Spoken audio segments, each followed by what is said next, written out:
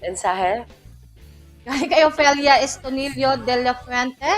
The best longganisa ng Nueva Ecija. Yes, sarap. Ito yung mafe-feature sa regional Digital office or series.